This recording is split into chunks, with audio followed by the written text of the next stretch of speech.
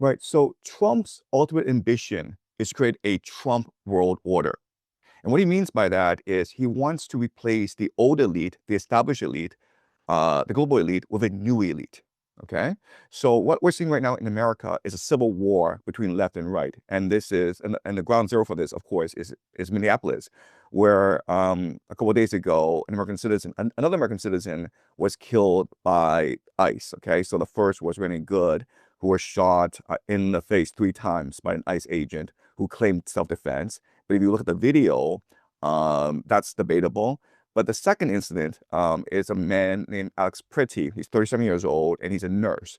And he was essentially executed by ICE agents in Minneapolis. And there are thousands of people now converging in Minneapolis. Tim Walz, the governor of Minnesota, has called up the National Guard. So you have the local police, you have ICE agents, and you have National Guard all converging in Minneapolis. So it's almost like a ground zero for a new civil war, okay? The question then is, why is this happening? It's happening because you have two major factions in America fighting for supreme power. You have the old elite, who is like Wall Street, okay? This is the global financial elite as represented by Wall Street.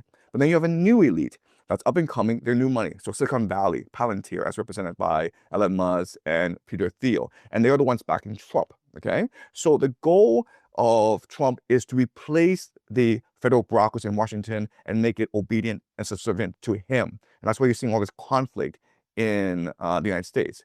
But zoom out, an entire world is like this, where Trump's ambition is not to replace NATO per se, but to change the leadership of NATO and make NATO much more subservient to him, right? So in his national security strategy, he's talked about backing politicians in Europe that are more amenable to American values, who believe in free speech, who believe in nationalism, who believe in people, right? And these the states are Poland, Austria, Hungary, okay? So it's not that Trump is turning away from Europe. It's more that he wants to reshape the political landscape of Europe. And Greenland is a very important um, point of conflict, right? Because why is Trump so adamant about taking over Greenland? There are already these agreements in place where Americans can use Greenland for whatever military purpose it deems fit. So there's absolutely no reason to take over Greenland. Why not maintain the illusion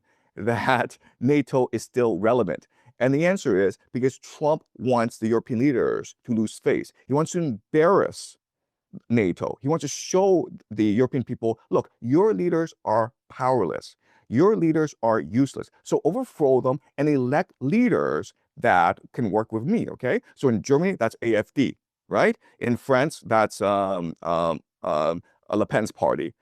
In Spain, that's Vox, okay? So what Trump envisions is a radical political restructuring of Europe that is more right-leaning, anti-immigration, and more nativist, okay? So to overturn the global order, essentially. And that's the main conflict in the world today. Yeah, no, that's an interesting one. That it's not just the loyalty to the U.S. and power, but also he has a civilizational interpretation here, because he sees well, the internal struggle within the West as also being of key importance, as you suggest. This also comes forth in the new national security strategy. So is this a struggle in Trump's mind for reviving, though, American and, well, Western civilization? Because he talks about more or less saving Europe from the EU. In his mind, he is the Messiah. In his mind, he believes that he's come to save America and to save Western civilization from woke politics, from the corruption of the global elite, from just the inequality in this world. Okay, so he sees himself as a messianic figure, and quite honestly, there are many in the MAGA movement who do see him as the prophet and who do see him as someone who can fulfill the prophecy of a renewed America, to make America great again. But ultimately, what this means is that Trump needs to become emperor of America.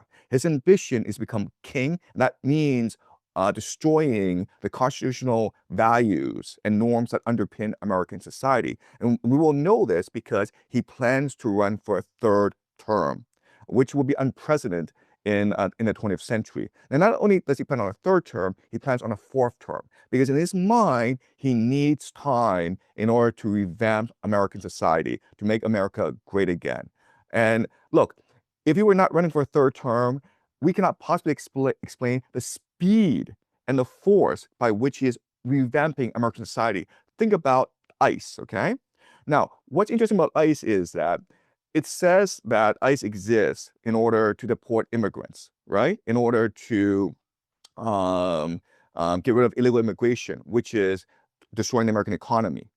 But if you look at the statistics, Obama actually deported more illegal immigrants than Trump did, even though Obama didn't have the budget and the resource that ICE has. And Obama never created conflict with the states. Okay, the states worked with Obama to remove the illegal immigrants.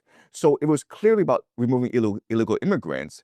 Then ICE is incompetent. But you think that, oh, ICE is actually meant to be a Gestapo. It's meant to be a new secret police that was only loyal to Trump. Then that makes a lot of sense. Okay, and that helps us explain the incredible, unprecedented violence that is happening in the streets of Minneapolis right now. These are extrajudicial executions, okay? There's no other word for what's happening, meant to incite a civil war, meant to enrage the people. In the streets of Minnesota, okay, it's not illegal immigrants versus ICE. It's white conservative men in white uniforms versus white liberal Americans, okay? That's the conflict right now. And Trump understands that he needs to incite the civil war so he can declare an insurrection. He can have emergency war powers. He can override elections. That is his plan. That's plan. And look, the evidence is actually pretty clear about what's happening. Yeah. But on the other hand, though, when I read the national security strategy of the United States, the way they refer to Europe, there was some good points there. I thought that is that Europe is in decline. The demographic, it's an economic decline. It's international relevance, the ability to reproduce its culture, all of the things you would expect from a declining civilization. So, how are you assessing this though? Because I'm not saying that Trump will rescue or save Europe, as was also suggested in this national security strategy, by cultivating an acceptable opposition. But surely things aren't going well for Europe. Right. Well, so let's look at why Trump is in power, right? He's in power because Biden really screwed up.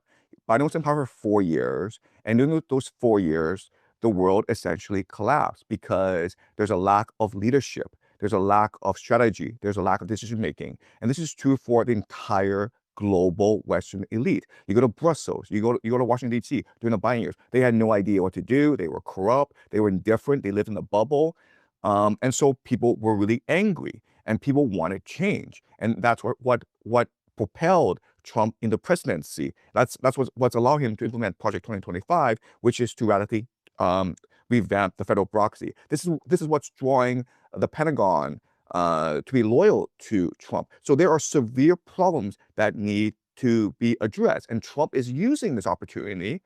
He's using this opportunity of this discontentment, disillusionment, in order to amass personal power to himself, and that's the great threat, right? So yeah, look.